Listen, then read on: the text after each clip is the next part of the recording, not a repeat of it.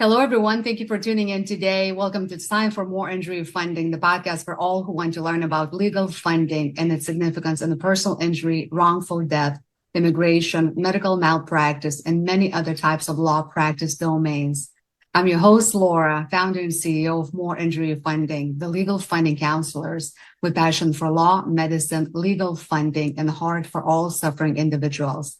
In today's episode, I have the pleasure to be talking to the founder and CEO of VoxScan, Adam Isley. Today, we will focus our attention on the innovative VoxScan 3D medical imaging method that allows viewing of the first immersive medical record.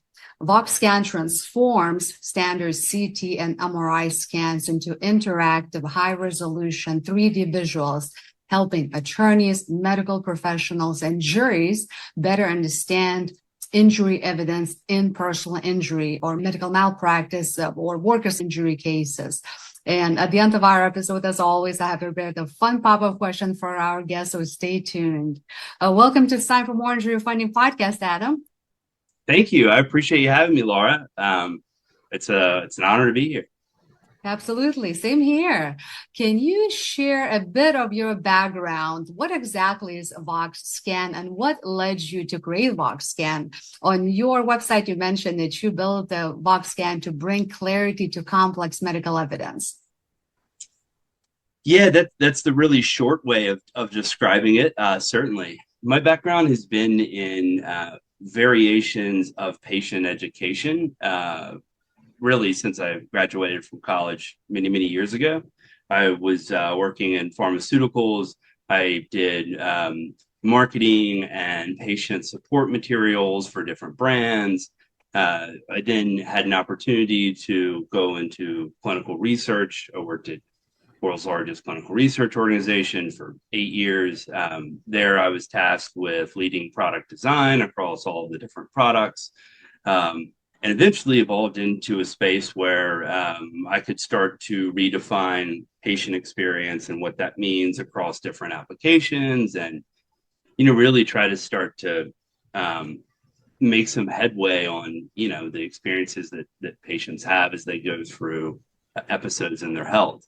So it's always been focused on educating someone who's a layperson, hasn't gone to a formal medical education. In the industry, a lot of times there's guidelines for writing to a large audience, right? Where you would assume that someone is working with like an 8th grade education, or sometimes it's a 10th grade education, et cetera, so that you can communicate in a way that everyone can understand you. And I understand the rationale for that. I think for me personally, it's a little bit flipped, and instead of spending time trying to dumb down or sanitize medical information, like it feels like an opportunity to be spending that time helping educate people and bringing them up to a level of greater understanding, as opposed to just oversimplifying everything to that level. So there's a lot of things in there, right? I clearly have a passion for educating, people in the healthcare space, and have found very different ways of achieving that. So, And it sounds, we always should follow our passions in life, if not earlier then later at some point. And your product sounds like truly fascinating, amazing one, very much needed in our legal space. Adam, what inspired you to transition from previous ventures into the healthcare and legal technology space? Yeah, I think there were two main things that were happening. One, explosion of new types of technology that were sort of proliferating, that start to open doors that didn't necessarily exist before. AI, all of the things, right? The increasing of computing capabilities to enable 3D software to do more. There's all these very exciting things, and I wanted to be able to explore them. That can be hard to do in a larger company that's focused on making change in the here and now, right? And so I had this bug in me of entrepreneurship that was kind of knocking on the back of my mind repeatedly. And then actually my mother went into a hospital to have a hip replacement done. And I was at the time, right, I had already left my previous job, and we were, trying to see where the best first use case would be to create 3D models and 3D patient education and incorporate it, into a workflow somehow. She's going through the surgery, and it's a pretty prominent hospital, and the nurses were lovely. The PA came in and was explaining to my mom how the procedure went, and that it went very well. And we started asking about the imaging. Would we be able to see the post-operation imaging? And the nurse was basically responded with, "Well, I printed off for you, but it's all going to be gray, and you're not going to be able to understand it anyways." Mm-hmm. And it wasn't like a snarky thing, right? I mean, she was just saying, it's not going to help you. Meanwhile, in my startup job, right, like earlier that morning, I created 3D digital twins that we were looking at based off of CT imaging scans. And so it was, I think that was the moment where I was like, okay, we need to lean in on this, where, in practice, right, in a prominent hospital, and no fault of their own, but it takes time to get things like this out into the space. And I don't think we realized how siloed medical imaging was in terms of ability to understand it, access it, et cetera. And it's amazing how true that is, because most people, even in medical field, do not understand the black and white imaging. I remember, my days when I worked for medical illustrations company, where we would get CT scans and MRIs, and medical illustrator who had specifically, medical education, she would look at those images and try to interpret and create the still images of the client's injury or surgery. And you sent me this amazing business card I want to show to everybody, VoxScan, that looks just like that, with a personal note. And I don't know if this would turn on. It may, but it shows this amazing image of the, of example in color. So let me see right there, just to give a quick view of, what the product, your product looks like. So I'm just fascinated. And you mentioned, Adam, the issue of medical information being siloed. Can you elaborate on how this affects patients and jurors? Yeah, I think you touched on it, part of it earlier too, right? With one, it's just the understanding of what you're looking at. I think, I don't mean it as a criticism whatsoever, but the process for, interpreting these images is very, very specialized. And those that do it, radiologists, it tends to be all they do. So they're very proficient at it. The challenge with that, right, is that no one else then is able to have as much exposure to it, et cetera, because it's all being done in one silo, for better and for worse, I would argue. But oftentimes the radiologist isn't involved in the patient care. I've never met a radiologist that sees patients. I think that's by design. So you end up being handed over a list of findings and issues. Very often the files are really large, so you'll get like a picture or like a JPEG of each of the individual slices, but not the actual data set. If you do get the data set, it's on a CD-ROM. So your next task is to find a computer that it still has a CD-ROM. There's just all of these different things that I think combine to make it really hard. We didn't start off focusing on the legal space. It sort of came to us as we realized it was an opportunity to further refine this as we, seek a medical device certification in the future, potentially, et cetera. And so, I think when we were starting and hearing, things from, we had an oncologist stand up when I did a presentation on it at one point and was like, I have to explain to a patient what's going on with their tumor. And like, I pull up Google to show them a picture of what a tumor looks like, because we don't have any other resources, right?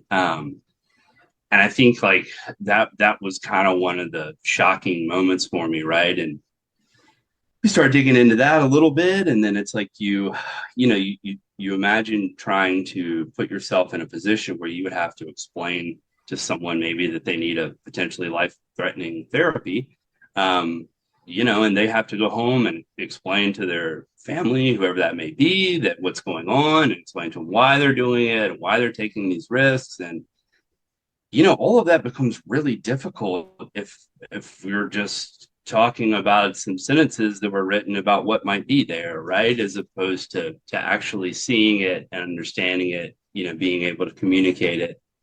And for that reason, that's what led to the reference model that you saw on the screen. So I have to think about what direction I'm looking at versus the screen, but on the left side of it, you had a generalized anatomy model, right, that has different views or focus areas of specific injuries. So if you had a torn rotator cuff, right, you might be looking at a model of the shoulder that shows all the different elements of tendons, et cetera, that as they're supposed to be in a non-injured position, and it's right beside your MRI or CT scan, which then allows you to see what it should look like, and then what it now does look like.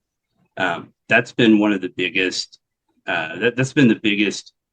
Oh, that we've been told things like, "Oh, you should have started there when we're doing a presentation, right, in front of physicians." But like that's the one that tends to get them is, they might have a plastic heart model on their desk, right? Like then maybe there's a skeleton somewhere that they could use but there's not a lot of visual aids, and so one that's time consuming when physicians already have 13, 15 minutes per patient, and they're pulling out their phone, they're trying to Google.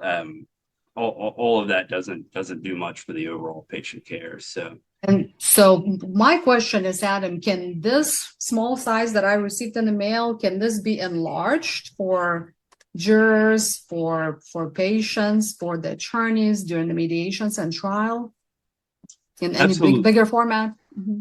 Absolutely. Yeah. So generally when we deliver it, it comes with a chain of custody, which shows what happened from, the point of providing the imaging, to us, either from the physician or from the attorney, and then documents everything that happened to it along the way to try to preserve that chain, as well as the video files and still images of it.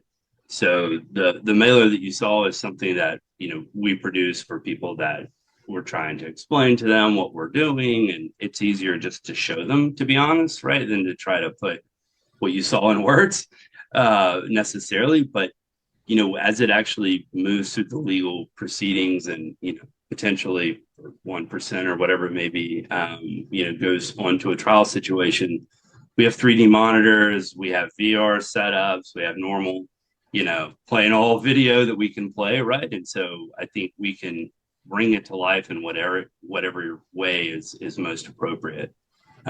So yeah, to answer the question directly, it can be blown up to whatever size.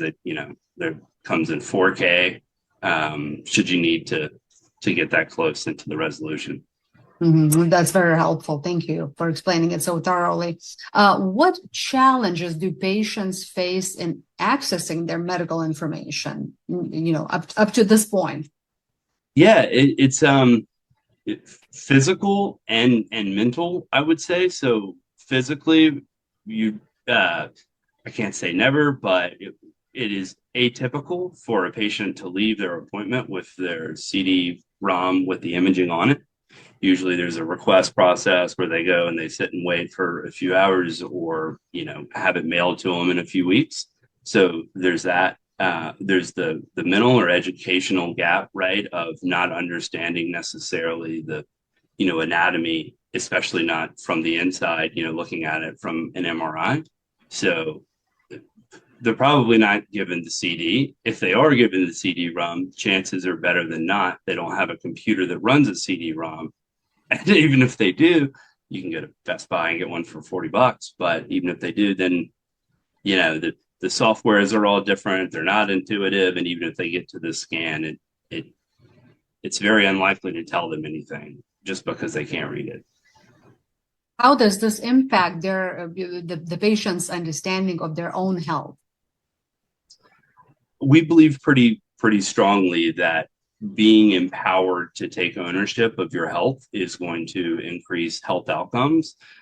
So, for example, as you're going through a procedure, when you're given a VoxScan outside of the legal context, in some cases inside of the legal context, it allows for a physician or treating care provider to record a summary of the visit, to verbal record a treatment protocol. So I don't know if everyone is a patient like I'm a patient, but I think it can be very easy to do some elements of the recovery procedures that are more easy, and then sometimes, right, it's easy to shy away from doing all the ones that are less fun, right, or more uncomfortable.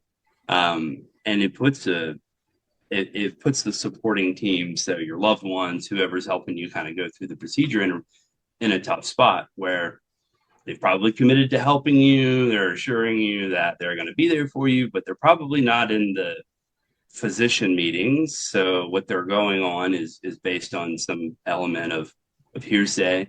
If the patient is at all in a traumatic state, or emotionally compromised by the diagnosis, they're not going to remember it as well, right? So there's all these different things. If you can't remember the treatment protocol, right, how do you follow it to make sure that you're recovering correctly? And so by having a recorded synopsis of that at the end, we think it will drive greater adherence to recovery protocol, but also the element of being able to visualize your health, I think, naturally increases engagement. And that's my spine, or that's my disc that's been herniated. That starts to make sense, right? And then I think people naturally become more aware of it as they go. So It's fascinating. Why do you think expert witnesses are so costly and limited in availability? How does this impact legal cases overall? So I'm speculating, but because I'm not an expert witness, but I mean, what I've heard are that, and obviously it's market dependent, but that there's significant scheduling difficulties, both kind of inherently with the court calendar being set at specific intervals, and physician or expert witness time, sort of being scheduled on their own basis. So, for example, we had heard of an instance in Florida where the wait time for the two physicians that were able to set in for an expert witness procedure on a personal injury case was 6 months, but we're setting the court calendar out 60 days. So, even those two things alone, the costs are significant, right? So you're paying for someone to be there and be present and be ready to be interrogated. You don't know how long they're going to be there. You don't know how long it's going to take. So there's canceling of other plans and other procedures they may be doing. There's a lot of reasons that add to it. And also, I can't imagine that going through an interrogation, or where they're questioning you based on how good at being a doctor you are, or all the other things that sort of come up in the course of play. I mean, it doesn't sound like an enjoyable experience, I don't think. And so if it's that, or you can participate in your practice and actually help people, right, I would think you would choose the former, not the latter. So I mean, there's a number of different reasons, both from logistical to cost, that make it difficult. Still very necessary in a lot of situations, and I don't want to throw shade at what that can do for people, but it shouldn't be the only option. Can you, Adam, explain how VoxScan addresses the medical issues or issues of medical information accessibility for patients and jurors? Sure. Two main ways. So one, it takes their scans and creates a fully anatomically accurate patient data set that's 3D. So essentially your 3D digital twin of your imaging. It's not enhanced by AI. It is your patient data in an interactive 3D format. And what that allows you to do is it allows you to look at injuries from different angles. So if you were to get a cross-sectional study, you probably have a couple views from a coronal viewing angle, like straight on, and maybe from a sagittal viewing angle, like sideways, and maybe a transverse up and down, but you can't really turn it just a little bit, right? Or if you're looking at a herniated disc and it's flat on, and maybe the person was turned in the bed just a little bit, and you need to kind of angle it a bit different. Those aren't possible with existing solutions. There are a number of solutions that have achieved that by having AI generate what it thinks is the rest of your body around the one slice. Mm-hmm. But obviously that gets tricky in court when it's like, is that my injury? Is that what AI thinks my injury is? And so, in doing this, right, it brings your actual data to life in a manner that you can interact with. The second part is the reference anatomy that we add to it. So it helps a number of different ways, keeping the viewer oriented in what they're looking at in the record. So it syncs up with, if you're looking at a spine MRI, it knows whether that MRI patient's facing this way or that way or whatever way. And as you move it, it shows the model so you can kind of understand, okay, like this is the angle of the patient and, what we're looking at.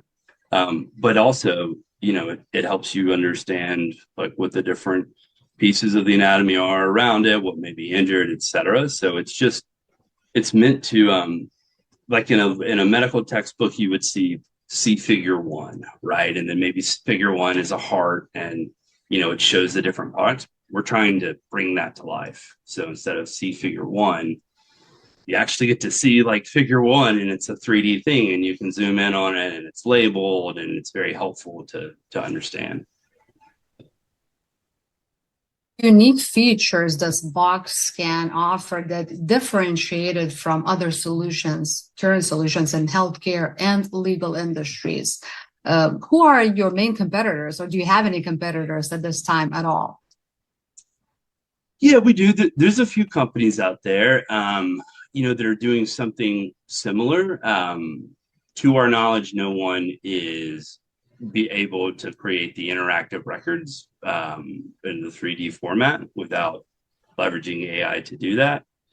I obviously am not aware of what everyone on the planet is doing, right? But we've yet to see that. We've yet to see an integrated 3D anatomy that's, serves as a reference anatomy that, you can choose different anatomical regions. You can cut on muscle, cut on bone, cut it off, that kind of thing. So you can easily toggle. We haven't seen that anywhere. And we've got an upcoming release that we're really excited about close later into the fall that actually allows for two images or two models to be used in comparison. So, for example, you might have your pre-op on the left, your post-op on the right. You can interact with both of them in real time. If you're tracking a tumor progression over the course of time, you can see the whole thing as it was and see the whole thing as it is now. So if you imagine, if you're looking at it just by the slice and let's say that, tumor is on slice 32, I'm making this up. Was it also on 31? Was it also on 30? Obviously, these are the things that the radiologist is, assessing for. But once you're tracking it, right, then you might be looking at, okay, here's slice 32 a year ago. Here's slice 32 today. Were you in the same position? Like, was it the same machine? There's so many different factors that might change how it might look that we just felt like intuitively looking at the whole thing as opposed to slices in isolation, seemed like it would be a much more effective way of getting a comprehensive view of your health. So for those unfamiliar with your product, VoxScan, what is the core mission of your company? Core mission of our company is to help patients take better control of their health, either through access to understanding, whether that's finding new ways to visualize their data for them that they can interact with, whether that's pointing them to resources to help learn about conditions or options that they might have, et cetera. The core premise of our company is to create technology that's leverages aspects of 3D software and is focused on empowering patients. Love it. How does VoxScan integrate technology into the process of managing and disseminating medical information? A few different ways. So we had to build in the capability to import medical records from CD-ROMs, or some places are using share drives now, which is an improvement and great. But we sort of had to be ready for anyone to show up at any time with their imaging on a USB drive, or maybe it's a CD-ROM, or maybe the physician sent it over and sent a link. So we sort of knew there were many different ways, some more dated than others, right? That people may be transporting their imaging. From that point, it seemed to be very intuitive for us to focus on being able to store it in whatever way that they would need, so it could serve as a bit of a consolidator of records or information, into one space that is then accessible. We've also, created the ability to export your record to 3D print. So if you wanted a 3D printed model of your medical imaging or a specific region of your anatomy, you could do that as well. Wow. And so really it's about flexibility, right? It's like, how we've got this imaging, let's try to get it in a format that we could use it in many different ways, and then it's stored online for the patient or physician to access if and when they need it. So kind of hold it there for them. You got me at the 3D model. That's amazing. Can you print Cool. small size, mid size, average? What's the biggest size you can print of the live model based on the VoxScan images? I mean, it depends on the 3D printer. In theory, you could print one as big as the 3D printer that you have access to. Right, there's services online. You could take the exported file format and send it. I think most are like 18 inches, 12 to 18 inches in size. Like beyond that, you're getting into some pretty ridiculous printer sizes for the 3D printing. But it's not limited by the resolution of the file size. It's limited by the 3D printing. So as that improves, and there's a lot of other really interesting thoughts, right? I mean, as we can 3D print more and more different materials, right? And potentially even biological ones. There's already materials being 3D printed that are, used in, healthcare treatment and repair procedures or surgical procedures, et cetera. Are we getting closer and closer to, being able to 3D print specific elements of an anatomy? I'm not claiming that we can do that now by any means, right? But it's certainly getting closer and closer to that. So That's amazing. My son and I went to Japan last month, and we were lucky to attend the 2025 World Expo in Osaka. And they had this amazing, actually made by one of the Japanese scientists, printed, recycled little house that we could walk in and sit down on the bench, and bench was actually recycled and printed. So it's just given back to earth. Wow. And those two pieces, they got they got into the Guinness Book of World of Records. It's just amazing. So just witnessing that, it's amazing what human brain and mind can do. It is. Can you share some success stories or outcomes from early clients who have used the VoxScan? And you've been in business for about 3 years, is that right? Yeah, so we started the company May 2023, so a little over 2 years. We released for general release the software for the first time at the end of March of this year. So we started onboarding new cases. Most of them have so far settled outside of proceedings. We've got our first case that looks to be going to trial coming up in December. So we're really excited about that. A lot of our sort of preliminary work was done in the patient context. So most of our success stories at this point are from there. We had people who are local to Wilmington, where we're located, come out and reach out, and either they're looking for answers, or we had one patient that was faced with a lesion on his prostate that was suspected of being cancerous, but he was looking at the MRI and couldn't see anything, obviously because he's not a radiologist, and the surgical procedure for removal of it, came along with certain side effects that weren't gentle, as does allowing the tumor to progress. So I think it highlights this element of you're making really impactful decisions with your healthcare without really knowing what's going on. And you've got your physician there, of course. But for many people, I think they want to understand it for themselves and not just take someone's word for it.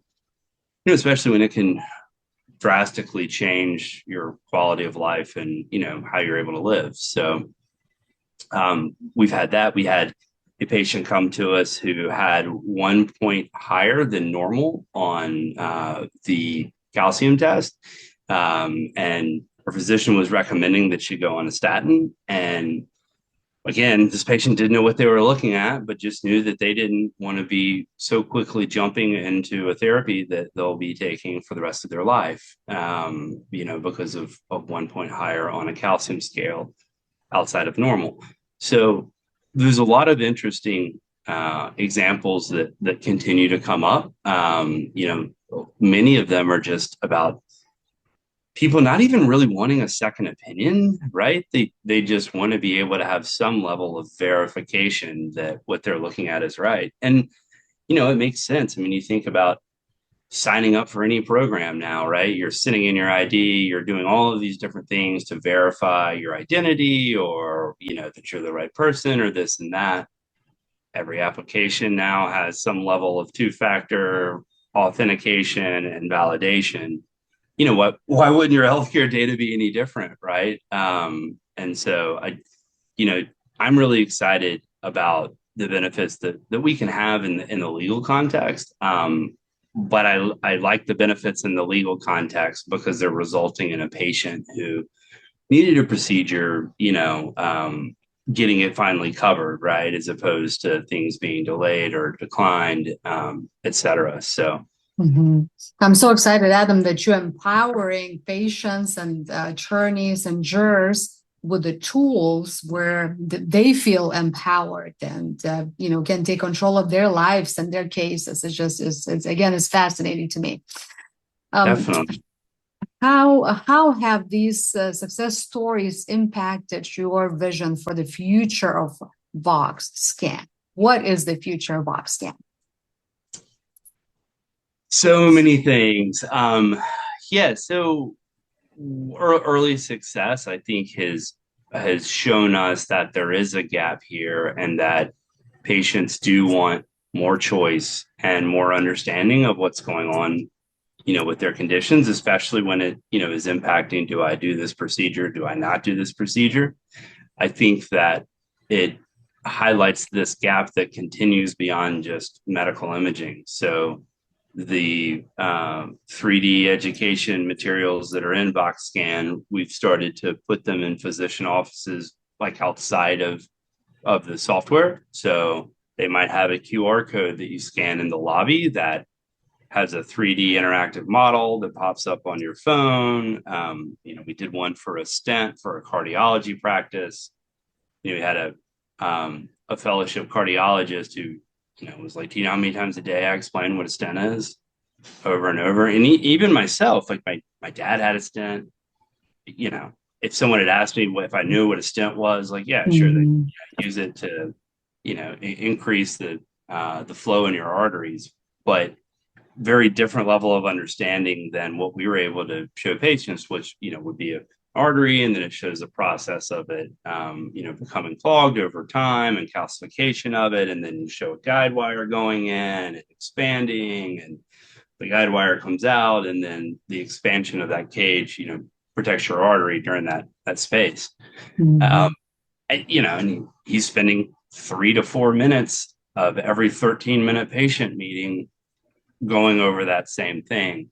And for us, it's an opportunity to educate that patient in the waiting room while they're waiting for their physician to show up for their appointment, probably getting annoyed, sitting there late for something else. Why not leverage that time to give them something that they can play with, that's interactive, sort of like elevator music to a certain extent, but it's actually teaching them.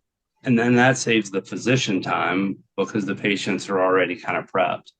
So we're most excited about taking 3D technology and implementing it on phones, on VR devices, on AR devices as they become more prevalent, but still in the here and now, right? We can do it on a normal desktop computer, et cetera. So I don't know how uh, competitive your product is in the in comparison to others. You mentioned you have a few competitors in the field that you know of right now.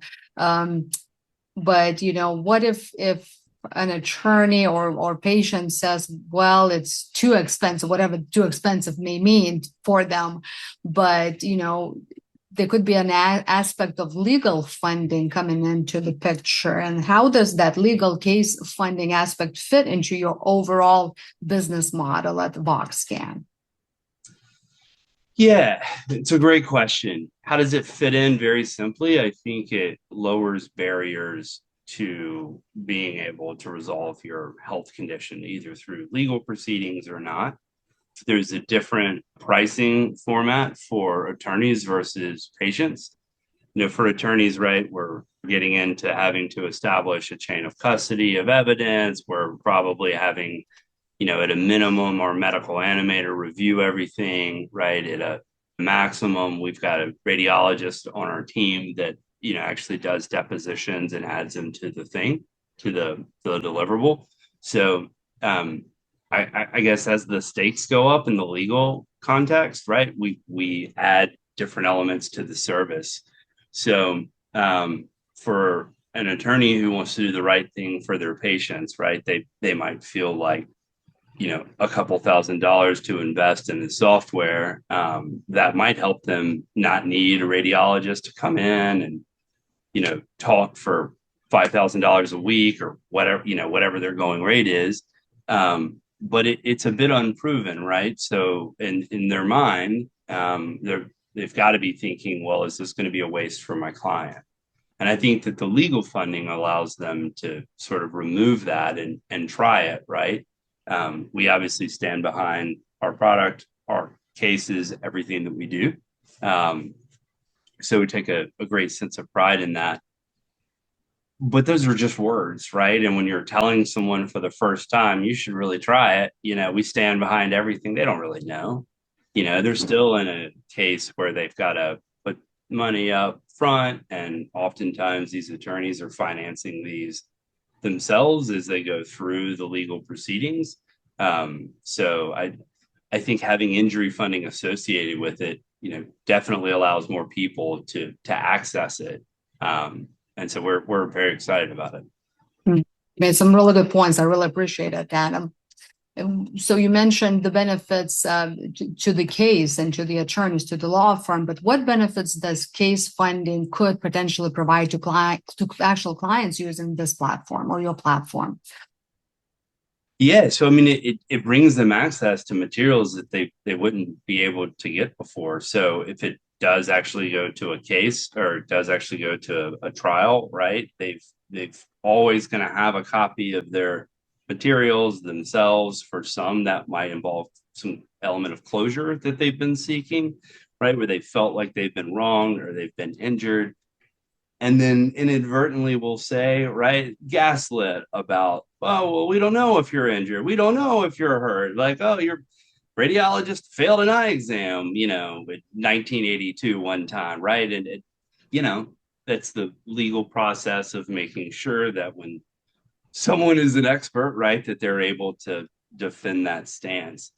But the impact that that's going to have on a person who's already suffering, already getting turned down for the care they need or the reimbursement for it, right? Now they're being gaslit and made to think that they've been okay this whole time. And, it's in their head, or they're, just out here seeking gains inappropriately, which anyone who's been through a lawsuit, right, I think could probably attest that like it's not enjoyable no matter what side of that fence you're on, right? Like no one's looking to get into a lawsuit for, because they're bored. So yeah, I think that there's mental benefits as well to the patients, right? Of being able to get that resolution. And ultimately, if you help the case, you help the patients. So I think we're really excited about that.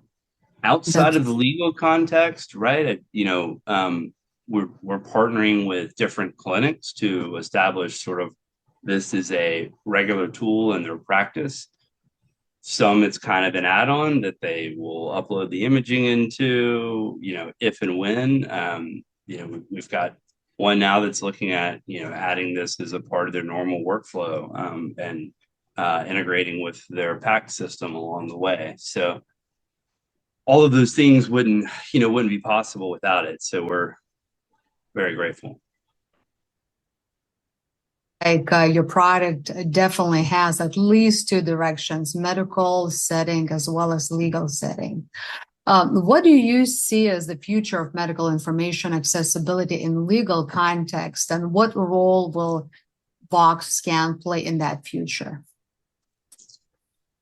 Yeah, we love to democratize access to your own data for people, right? And I think that on a legal context has so many different impacts, right? From jurors to, who in the past have been forced to just, yeah, I guess this person said that's what it is. I have no idea what I'm looking at, right? Maybe that impacts the outcome of their case. Maybe it doesn't. I've heard examples where expert witnesses will come in and argue both sides of the same case. Like there is an injury, but also we need to consider the blah blah blah. And I just think that there's a lot of uncertainty, and it's hard. These are big deals when a patient is gone through this kind of thing, or a victim has gone through this kind of thing, to just sort of leave up to the whim of how the chips may fly based on who could sow doubt into the injury process or the evaluation, versus like let's look at the data, right? We can all see it, it's here in front of us. Outside of the legal context, right, we're pretty excited about the medical education space. So we've got a new release coming out this fall that will be looking to partner with medical schools and universities, and provide to the students of those schools. We think that leveraging the younger generation's rapid adoption of tools and software and new things is going to be pretty important to meet them where they're at and give them a way to even learn anatomy, right? If they're maybe a first year and they're still like in the earlier phases of med school, keep people more engaged. We think that, well, I know that if you look at physician burnout right now, it's never been higher. Trust in healthcare has never been lower, for several reasons, I'm sure, but there's probably some that stick out in people's minds more than others. Be that as it may. Like I spent my whole life in healthcare, and I kind of hate how the ability of patients and the end consumers of healthcare don't have the answers that they came to in the first place, right? Like they might have recommendations, they might have diagnoses, etc. But a lot of times that's pretty empty in terms of how, why, what do I need to do next? What happens if I don't? And, a lot of that's provided by the physician, and certainly not looking to replace that whatsoever. But it makes their job easier, certainly, when they can point to something and say, this is what you're looking at, and here's why. And if it's a spinal injury, right, you can see how, like, maybe you can't turn a certain way or, whatnot that, again, helps inform patients of like what's going on and what they need to do. So excited about the multifaceted array of applications of your product. The future truly looks bright to you, for you and your team. So to wrap up our episode, what advice would you give to entrepreneurs looking to solve complex problems within the healthcare or legal sector? It's tough. Do something you're passionate about, because if you're doing something different and you're asking people to change how they operate on a daily basis, right? Especially if it's something they've trained for one specific way, years and years in a professional school or a medical school, right? And then all the years of practice. So I think one of the things that I really learned was there's so many layers to a problem. So for example, when we were first working with radiologists, like, they don't have a problem, right? They've trained one way of doing this and they're great at it. And I'm not suggesting that they should throw out all the years of, practice and experience that they've gained doing it, right? But if you like, you're not going to train everyone else in the world to be able to understand that process. And so I think that there needs to be a gap there. But when we were first working with radiologists, like, for them, it's like I'm looking at an MRI, but it's in 3D. So what? Versus a patient who would say like, oh wow, I can see my spinal column, and I can see how, the vertebrae looks like it's impeding on that spinal column, or I could see the, neuraminal foramen. I'm still going through some of the legal terminology or the medical terminology, like where you've got a spinal nerve that's been pinched, or I think it just makes such a big difference. But I wouldn't have known that if I had stopped the first time when a radiologist, was looking at it like, well, I feel pretty good about the way that I diagnose, conditions, which I get again. So I know that was kind of a long answer, but I would just say be prepared to hear no a lot. And instead of getting discouraged, try to understand what that situation's teaching you, right? So we knew there was a problem when we had a radiologist sort of not be as excited about it as we were, right? We ended up learning why that was, and that ultimately led to a greater focus on patients. So yeah, even side paths or detours, right, may ultimately take you to a better place, and to just embrace the journey. Your point, Adam, to not see the misfortunes as failures, but see them as open doors and opportunities, because anytime we fail, it's actually a good thing. We have a new door open somewhere, something good is coming out of it for sure.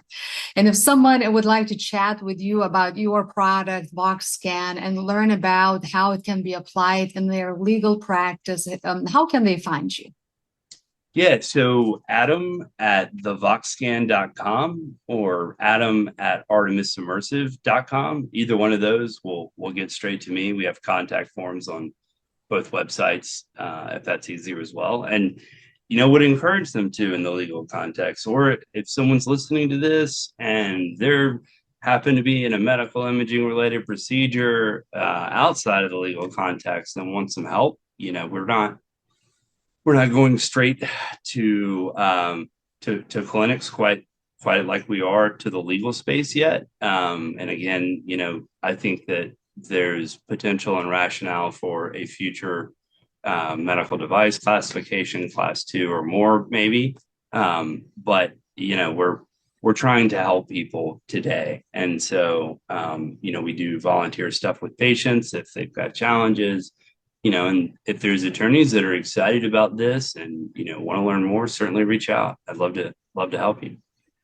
That's so great, Adam. Thank you again so much for finding time to talk with me about how your innovative 3D medical imaging technology improves clarity in the legal cases by transforming CTs and MRI scans. VoxScan enhances access to medical information for patients and jurors and attorneys, addressing key challenges in healthcare and the law. Thank you for being my special guest on the Time for More Injury Funding podcast. But before we conclude your episode, I have one last question for you. You ready, my friend? I don't know. Am I? All right. What's an unusual hobby or interest you have that brings you joy outside of your professional life?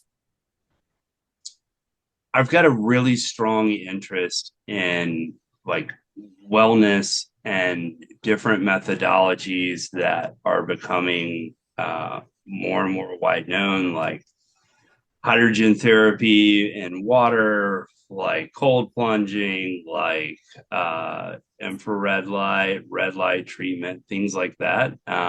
So I spent a lot of time reading not quite exciting studies that have been published, and to try to get a feel for where the science in that space is going. I also love old vehicles, so I'm restoring a 1996 Bronco that was supposed to be done 2 months after I started, and 2 years later I'm still going on it. So those end up taking up most of my time, if I'm honest. And I'm in North Carolina, I'll swing by. It all sounds exciting. Sounds great. That was the founder and CEO of VoxScan, Adam Isley, based in Raleigh, North Carolina. Ladies and gentlemen, I want to thank you all for watching and listening to our episode today. For more tips and tricks on legal funding and personal injury law related topics, follow me, like, and subscribe to It's Time for More Injury Funding podcast on YouTube, Spotify, Amazon Music, Google Podcasts, and all podcast platforms worldwide. Also find More Injury Funding on LinkedIn, Instagram, Facebook, Twitter, TikTok, Pinterest, YouTube, Google Business Profile, and my website at moreinjuryfunding.com. I can't wait to see you, my dear listeners and viewers, at my next upcoming episode. Tune in soon for our next guest. Until then, be well. Thank you.